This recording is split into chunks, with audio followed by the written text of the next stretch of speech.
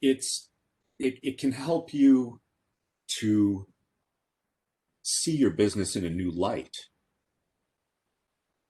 both in the management of your business, in the way in which you approach the market. I think Tesla was mentioned as a design thinking company. Look how they came into the market, how they went onto the stock exchange by releasing their shares in a completely different way, and that's sort of been taken over. So their business side is always evolving using this experience, but also on the interface side with the customer.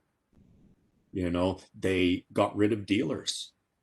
They sell direct. That's a very big policy change that they made. So they were looking at the pain points that people had and coming up with new solutions that were not just revisions of current solutions. They were completely new ways to look at it. Recently, I don't know if anyone remembers, Ford had brought in Jim Hackett from. He was originally with the furniture company, whether they Steelcase. Steelcase was one of the first companies to utilize design thinking in their business, in the redesign of their business, and they did this with Ideate in California, and they had a 24/7 video link between the two offices. And if anyone remembers, Steelcase is the one that actually redesigned the office from cubicles to open space. They're the reason we have all the furniture that created this new vernacular of open office space. And he moved on to Ford. And one of the first things he did was said, we are no longer an automobile manufacturer. We are a transportation company. We help people move. That switch in mindset. So that can help you there, but it always comes back to talking to the customer, getting the user interface, having empathy for what they are going through, being able to see things through their eyes and bring that into your strategic decisions in your business or your development. So what is this process I chatted about very, very briefly? Is it a process or is it a mindset? When you're a designer, you have a different mindset. You have this mindset that anything is possible. There are no restrictions. If I can draw it, it can be made. If I can sketch it, or if I can put it into CAD or design it, then it can be built, right? But you learn very early on that you need to sell it to somebody, especially if you're a designer and you've come from the art side of things, where you want to affect social change through the expression of art. But someone's got to pay you for that. And if there's nothing harder than trying to sell art or music or dance or these things that are performance. So you get a mindset that is kind of interesting, and it is one of the key things that is brought in to the business world through the design thinking process.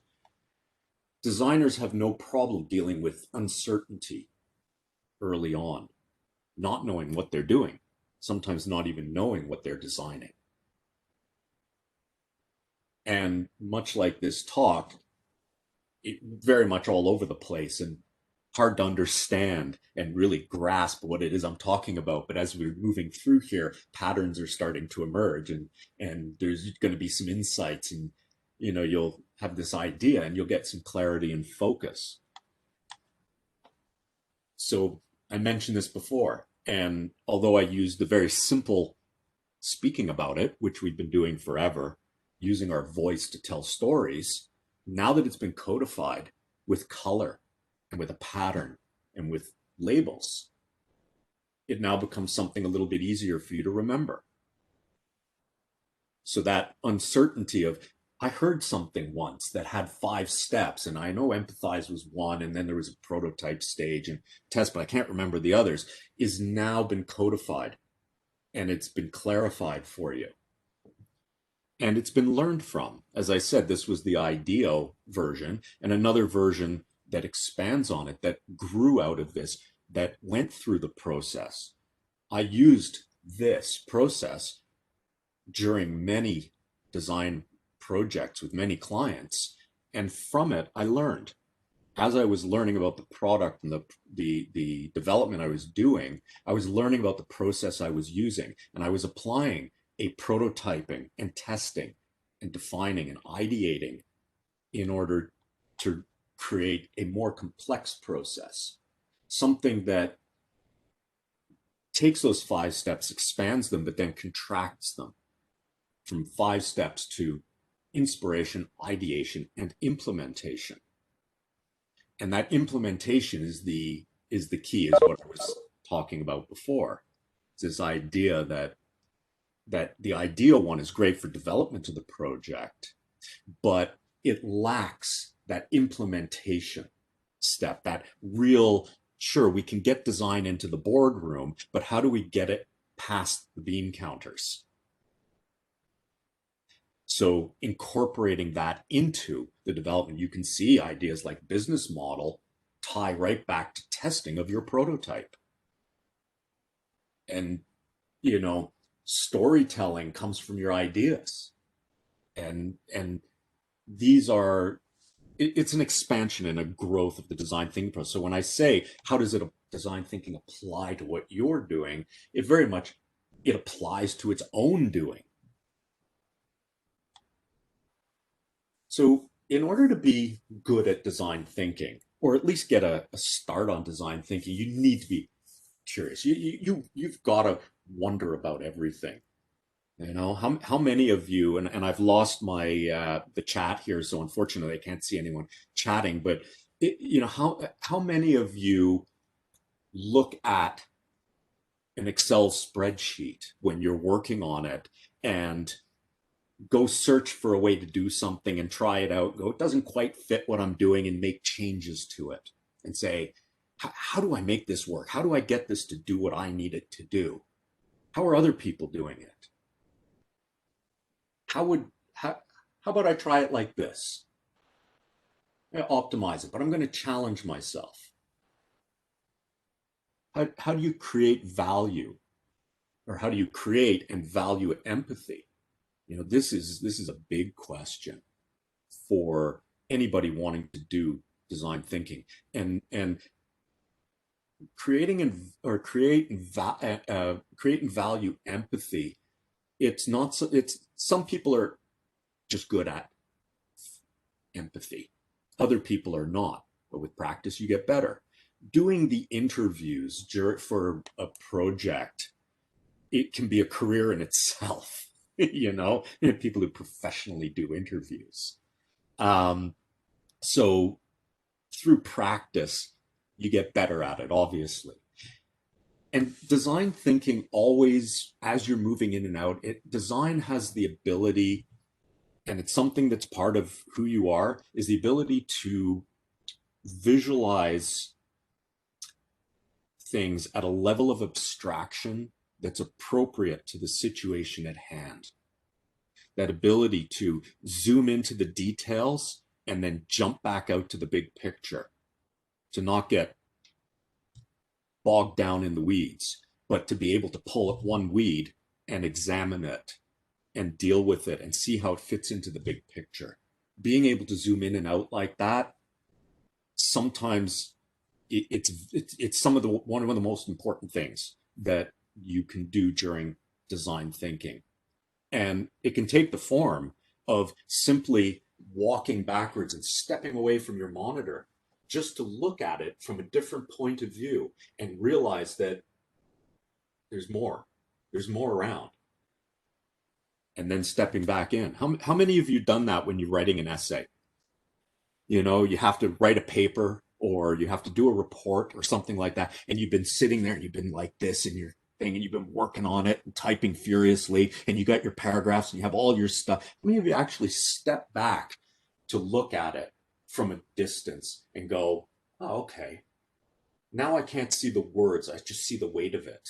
I see the introduction. I see the once upon a time something happened, the end, as opposed to the words on the page. So being able to do that with a business problem or with an interview or with information that you're gathering to solve a need for the user is vital. So there are tools, and this is a single slide because there are so many tools. Underneath each one of these, understand, observe, define, prototype, test, etc., there is a huge long list of different tools that we use in order to explore the different steps and to gain understanding and empathy and to ideate and prototype. And some of these you may recognize, like the business model canvas or the proof of concept or lean canvas, are some of the ones that I'm sure some of you will recognize. But things like WH questions, why, what, who, etc., open-ended questions, not looking for the yes or no, but looking for the deeper needs of the user. Doing, let's see, extreme user or lead users, right?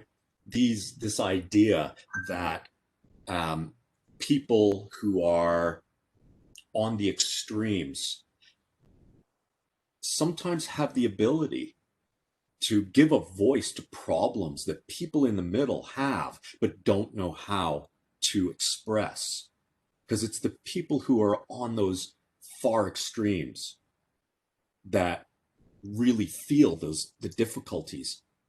You know, when you look at something like OXO Good Grips, you know, you think about a can opener where it originally, or a potato peeler where it first came from. Well, people in the middle, the majority of people don't have a problem using a potato peeler, but it's the people on the extreme, those with really tiny hands who are missing fingers, people who have arthritis, people who have nerve damage, who can't grip it properly. They gave a voice to the people in the middle who said, I can use it, I can get through. It may hurt my hand, but I can get through.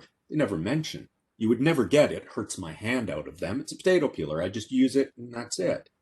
But the problem was it hurt their hands. How many of you now use a Good Grips potato peeler and couldn't possibly think about going back to using a knife or one of the old style metal ones, right? So these ideas of extreme users, the idea of people on the outside, the talking to the users, sometimes who are not the main market, expressing something in a way that the main market doesn't understand. So this last slide, wicked problems, are really interesting. Has anyone heard the term wicked problems? I can see a bunch of you have your cameras on, so I can see if you're nodding or not, which gives me an idea of somewhat of the percentage of people. But who's heard of the term wicked problems? What? Nobody. Wow. Okay, I'm going to count that as 0% of everybody who's here has no idea what a wicked problem. A wicked problem is something that can't be solved by just one group of people. It's things like world hunger is a wicked problem. Getting clean water to people is a wicked problem. Getting medicine to the farthest corners of the earth is a wicked problem. Solving the wealth gap is a wicked problem. These are things that have so many moving parts that they're really difficult to deal with. If we scale down to things like these sort of questions, what happens when self-driving cars eliminate donor organs? If every car is self-driving and there's no more accidents, where do the majority of hearts and lungs come from for transplants? How do we solve that? How do we think about it even? What do we do with the oil infrastructure when oil's no longer used? You have billions of dollars worth of pipelines. What do we use them for? Do we just scrap them, mothball them? Do we tear them apart, or do we use them for something else? Uh, what happens if we end up in a Star Trek world? And I imagine a bunch of you know Star Trek. How do you structure a company if no one ever had to work again? It's one thing to, look at let's say the Federation, right, where people have a job to do and they're part of that. But what if that was a company that was building the shuttles or was supplying food or electricity? How do you convince someone to work when the only work they need to do is self-betterment? How do you convince, how do you structure a company for that? So these are the sort of wicked problems and things we're dealing with, like plastic bags are no longer accepted by recycling. That's one of the challenges that was done as with the Maji Center. I believe it was 2 years ago, if I'm not mistaken. That was the problem. Plastic bags were no longer being accepted as recycling. What do you do with them? Or things that we're all dealing with now. And this, interestingly enough, this slide is from about 3 years ago. But how do we eliminate package theft from in front of homes? I mean, that has skyrocketed since everybody is staying at home and ordering everything online. So, there's these are the sort of things that you can apply, or these are wicked questions that we want to deal with. Um, and there's some fun little tools that we use. So start off simple. And I want you all to think about this as you're going through, because I'm sure you're looking at this, you're reaching into a hat, and you're drawing a name tag, and this name tag has, just a nickname on it, right? Maybe you have a nickname, but you've been given a nickname. I need you to tell a story about how you got that nickname when you were 6 years old. And you got to make something up and be creative. But this is an easy thing. It's an exercise, yes, but it's one of the oldest things as a species that we've ever done. We tell stories in order to pass on information about our experiences. And that's what this does. This is a practice specifically for that, because it's something that everybody and anybody can do. It doesn't matter what language you speak, what language you think in. You can have a nickname, you can tell a story, you can make something up. This one becomes a little more difficult because now there's people who can draw and people who can't draw. So this takes a bit more practice. And the interesting part with this is not what you put in the circles. It's when you start to draw in the space between the circles, when you start to combine the circles into more than one object, when you flip the page over and start to sketch on both sides through the page, when you fold it like origami, when you start to think about the fact that this page you're not restricted by, you can rip the page up and glue it back together and do some really interesting things. But again, this takes motor skills now. So it's not something that is inherent to every one of our species, such as telling a story. It's something that some people have more practice in than others, holding a pencil, drawing something. But it takes you one step further. And then you ask questions about it.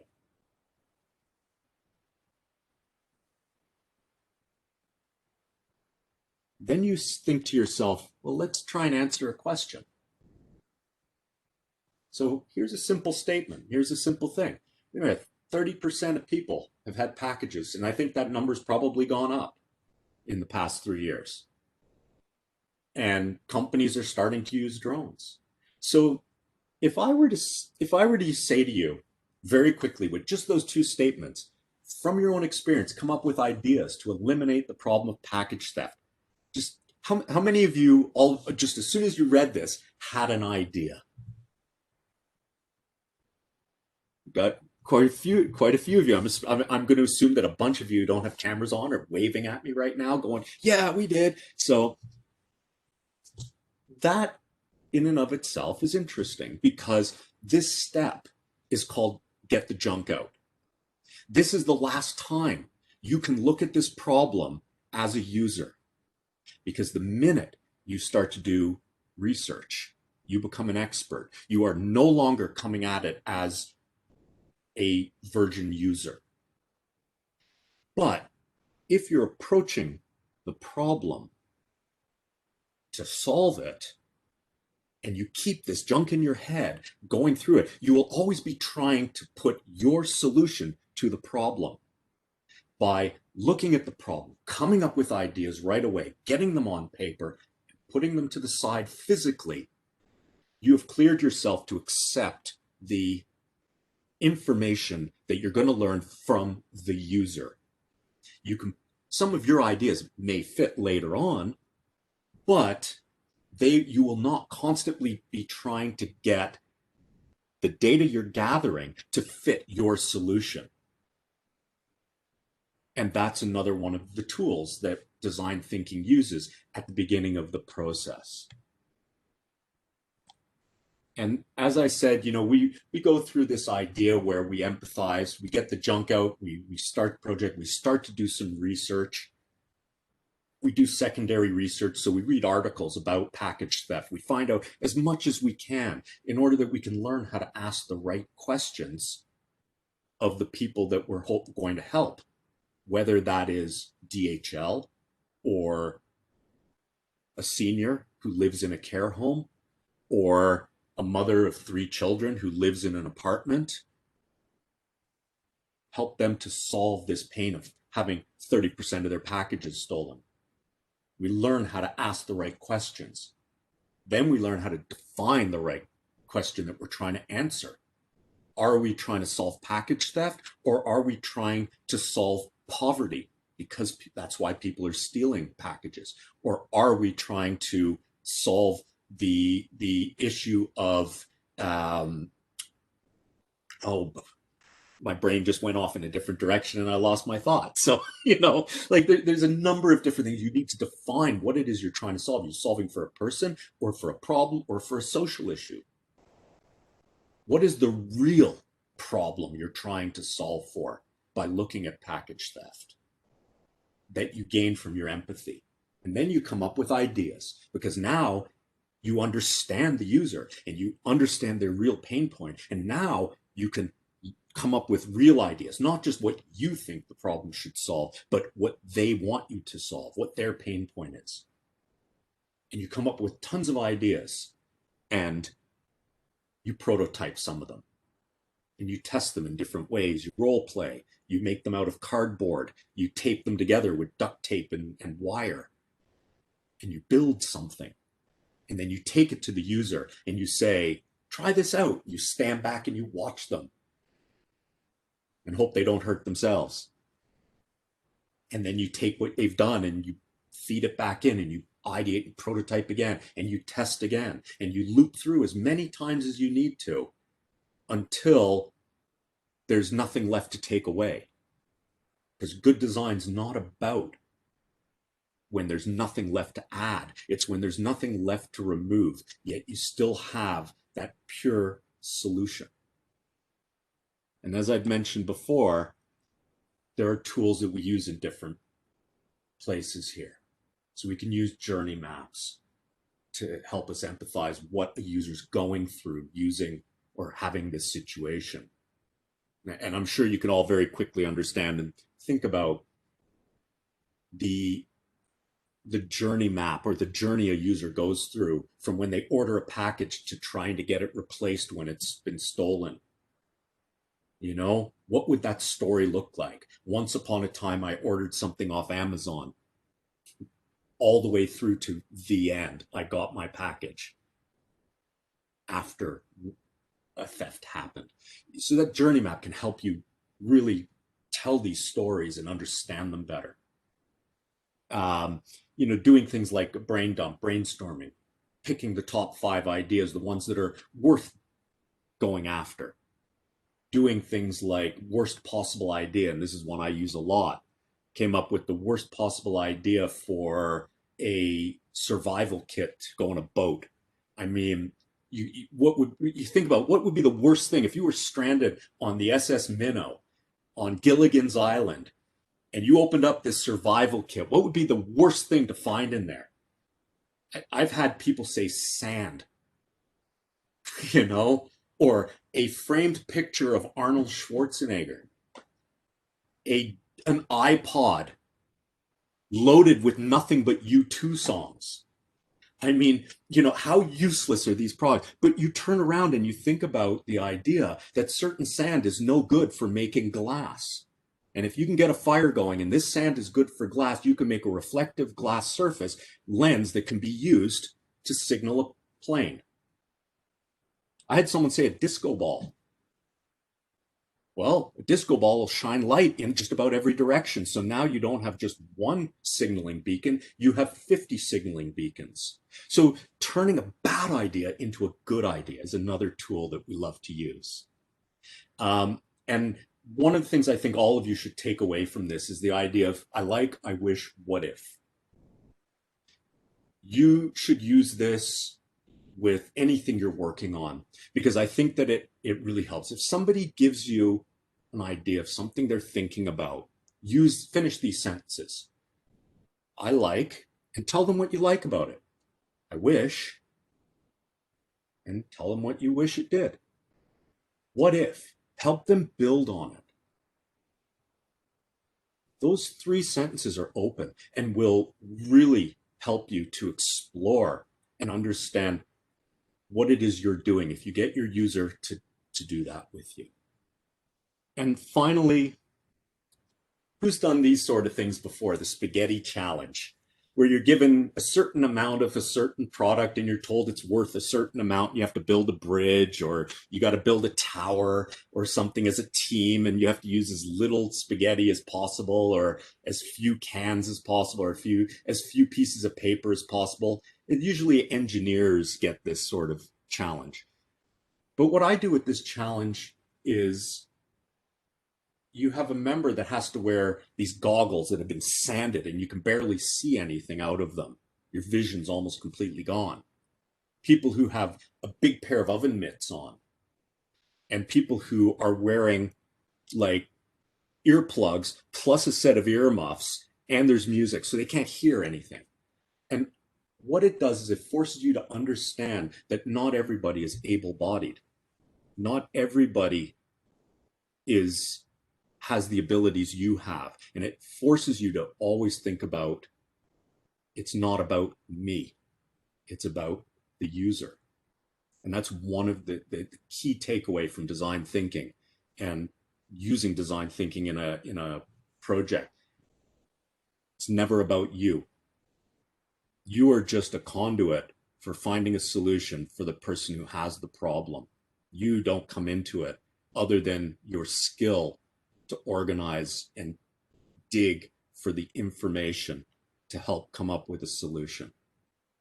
So occasionally try typing with your winter gloves on and see what it feels like for somebody who has really bad arthritis, or has had nerve damage, or is partially paralyzed.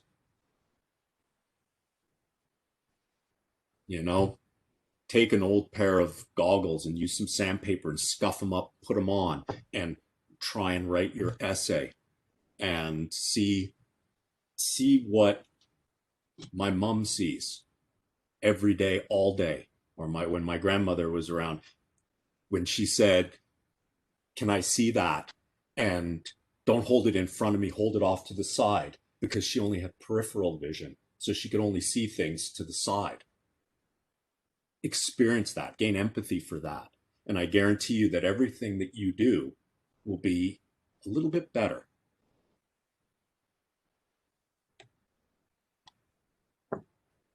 Thank you. I hope the clarity came. Thanks, Howard. Do you wanna hide your slides I know I and got to figure out how to do that. Where is it? There it is. just at the Yeah, top, stop I got it. sharing? Yeah. And now we can have questions. If anybody has any questions, turn your camera on, and or if you're too shy, you can put it in the chat, but don't be shy.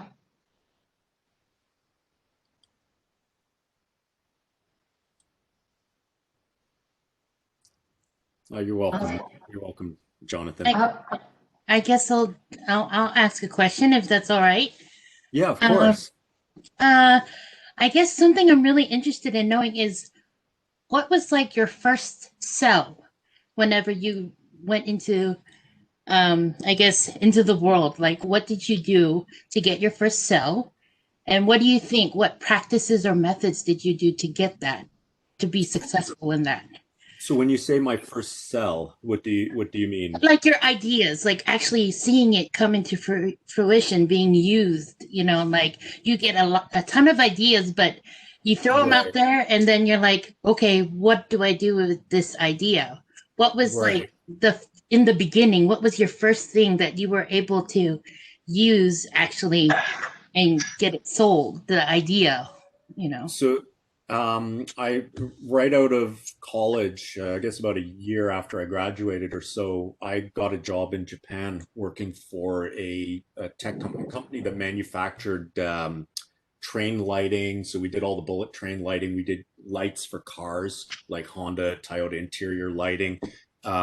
We did information processing. There was a lot of different things, and my big sell, yes, I was doing design for fare collection systems, a lot of user interface like that. But the biggest sell was getting this Japanese company to change their design department from inward facing to outward facing, and actually took their design department of 6 people out of engineering into its own design studio that was on a different floor. It was up near the president's office. It had a meeting room where they could bring customers in and actually speak with sales and designers at the same time to get the customer involved in the design process and get questions answered right away. It was had part of it was a presentation room of the different products that were made, and they were laid out as if they were in use. So the fare collection system for the bus was laid out in such a way that you could actually walk onto a bus with the customer and pay for something and then sit down and see the signage and have the lighting and all of this. So it created a whole experience. So convincing them to to do that was probably my first big sell. And Thank you. it Thank you. was and to just to answer your question a little further, how did I get that to happen? Um, it was messy. I don't really remember. It was a I got it to happen by getting fired is what happened, because in Japan you really have an old saying that is, the nail that sticks up gets hammered down. And I know that we've got the same sort of saying in other places, but you know they really mean it. If you stick up, you are going to get hammered down. And if you can imagine the VP of engineering who owns his own little fiefdom, that he has started at this company at 18 years old and worked his way up into his 60s, is about to retire, and half of his staff gets pulled out of his department, put into a new department with one of his subordinates as his equal now, who has nowhere near as much experience as he does and hasn't done his dues at the company. You can imagine that he probably wouldn't go to bat for me to get my contract renewed when it came time for the department heads to look at the external, non-Japanese people who were going to continue working at the company. So in order to make it happen, I ended up having to get fired. But it was a lot of talking with talking with people, getting them to buy into the vision, getting them to understand the big picture and buy into the small steps to get there.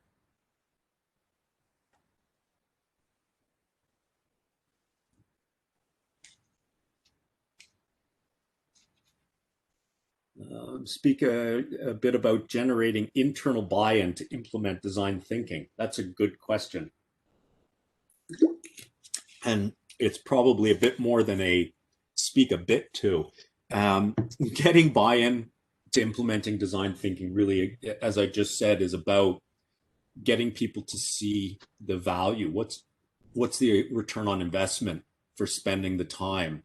Being able to start with small projects so that they validate the process and then applying them slowly to larger and larger things. You see it in systemic design, which is very much a integration of design thinking principles, but aimed directly at large social bureaucracies, right? Where you're never going to get an overhaul of the, healthcare Canada, but you can take a very small process, apply design thinking to it, record it, and make a change that way. And slowly over time, these little pieces start to come together and prove the value of the process and get applied to larger and larger things.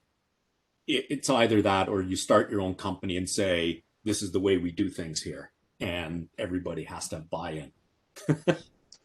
Howard, we have a question. How could design thinking be used to improve political elections in a COVID environment, i.e. where people may be worried about personal safety and not voting?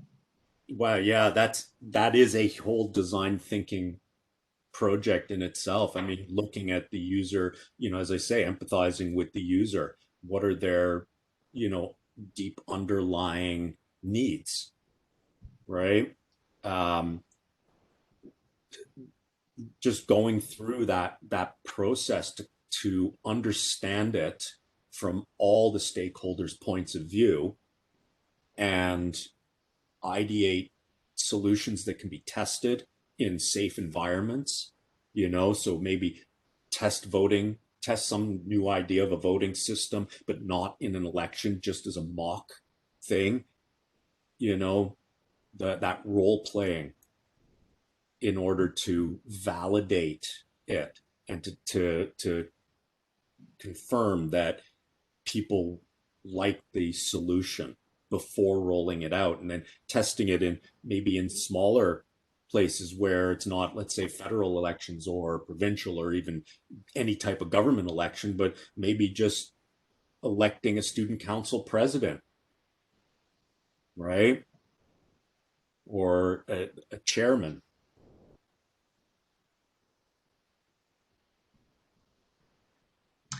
And another one, can you see that one from Curtis? Yeah, I can. Where did I find my motivation and where did mine stem from? ADHD. Like, let's be honest here. Not pulling any punches. My motivation has always been I can make the world a better place. I can do better. I see stuff and I go, that's crap. I can do better than that. And then I go out and do it. Right. And the get up and go and that, make a list and knock everything off the list comes from ADHD. It's just get it done, right? Head down until it's finished type of thing. It helps now as I'm getting older, it helps that I drink caffeine. When I was younger, it was just naturally hyperactive. But yeah. Mine's OCD. Sorry, somebody was jumping in there, Cecile. Yeah, question if I may. So you kind of, when you're talking about it, it almost starts out like with a chaotic sort of environment. You're identifying a core problem that you're trying to, and then it goes into that idea of organized thinking, a single sort of idea. But how do you avoid on a bad idea to solve a good problem? So I'm trying to understand, like, which idea? Like the idea of like a single idea, or? Well, it seems like in the design thinking, you're trying to solve a problem as a bigger problem, and so maybe there's 10 ways to solve it, and you start down one path and you begin to focus on one path, like Right. because you think it's a good path, but how do you keep from becoming tunnel visioned on that one path so much so that you can't see that it's a bad path in the end? Gotcha. Yeah, that's a very good question, and a good representation of the process as we go. So the idea where you come up with multiples of ideas, that uh, divergent type of thinking, and then focusing in on a few good ideas, that convergent type work, and then asking through the user, testing, I wish, what if, you start to become more divergent again and come up with more variations on the idea. And then you start to hone in again and become more convergent on ideas. And what happens is, as you work through this process, it's like little, you ever seen those things with when they shatter atoms through the CERN, and you get those really cool spirally things that fly off in different directions. It's the same sort of thing where they all start in the same path, but then, here's an idea, but didn't quite make it. It spins off, right? Because it just didn't work because it's testing. And here's another one that just didn't fit the problem properly. Or, oh, here's one that spun back in and attached itself to another one. And two ideas became one, right? Because the this single idea is not necessarily just one thread that you follow all the way through. As you test and as you learn more about it, you gain more information. And by taking that information and accepting it and implementing it into the solution, you're making that solution more robust and better. So you'd say like the core, I think, is exposing your idea to others is sort of that critical component. Absolutely. You can't design in a bubble. I mean, you can't come up with a solution for something without having somebody who's going to use it tell you whether it's right or wrong, whether it meets their needs or it doesn't. And you being the filter, understanding how much weight to give that in the development, especially when you're sitting between the business goals and the user goals, right? The user says, I absolutely have to have this feature, and they make up 2% of your market, and the business saying that feature is going to cost us this much money and it's not valuable. Okay, in the design process, spending that much money in order to gain this much market share is not worth it. Sometimes you have to make those decisions, right? So although you may focus on solving a deep-seated problem or pain point, that solution is only going to be as good as all of the research that you do to solve it. Right? Does that make sense? Somewhat? Yeah, that was a great response. Thank you. Thank you. Yeah, you're welcome. Are there any book recommendations? Yes, I do. I have a huge list of book recommendations. Hang on, let me see if I can dig it up in my book club here. So there's a really good book called Design Thinking for Strategic Innovation. And it is by Ideate. All right, and let me, because I'm there. That's a really good one. This one here called Mismatch, How Inclusion Shapes Design by Kat Holmes is another really good read. And although this one here is called Hooked, How to Build Habit-Forming Products, I would imagine 50% of you are going to go, hey, that's not right. And the other 50% of you are going to go, hell yeah, my business needs to hook people. Let's face it, this is what Facebook is about. You post things so you can get likes because you want those likes. The more likes you get, the more you post. You're hooked. So it's good to at least understand.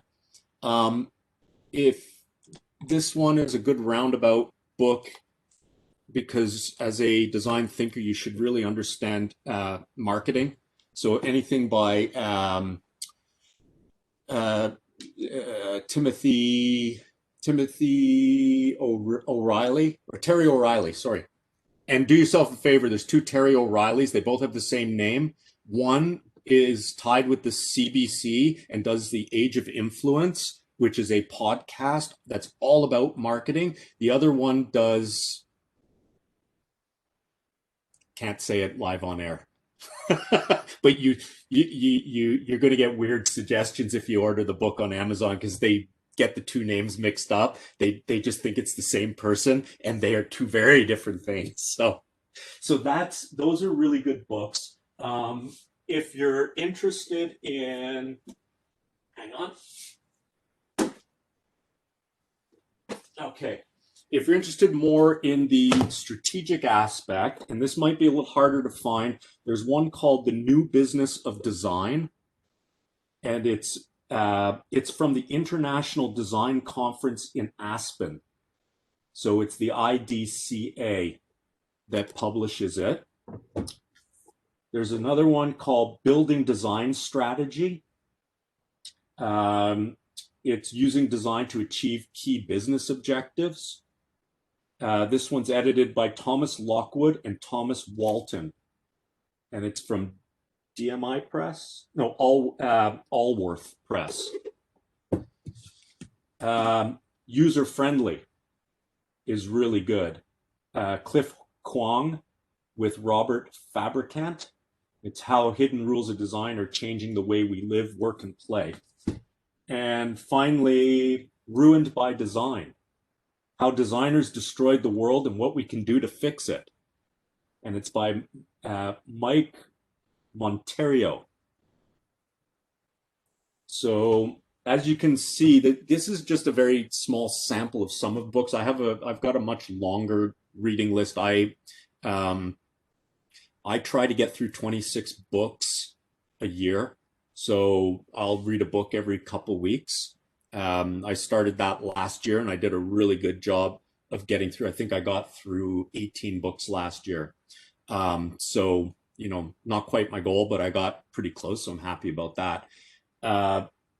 These are, you want to read a lot of a lot. Sometimes you're reading stuff that has nothing to do with design thinking, right? But when you start to understand the periphery, you understand that edge. It helps you understand the middle better. So the book for marketing, again, was The Age of Persuasion.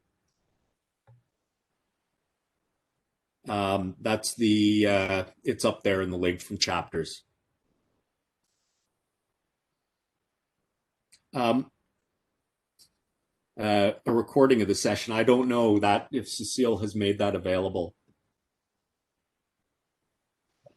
I am going to, if you want it, you'll have to, I'll send a follow-up email and you can respond to me. You can always take my class in design thinking, because then, if you take the class, you get 14 weeks of me, which is just worth every penny of the course for sure. It'll make you realize how calm and centered you really are. And if I can do it, anybody can, which is even better. And the other side is, I also, I talk about a lot of the books, etc. I'm constantly finding new things to share when it comes to readings and things like that, as well as a lot of the tools that I'm using.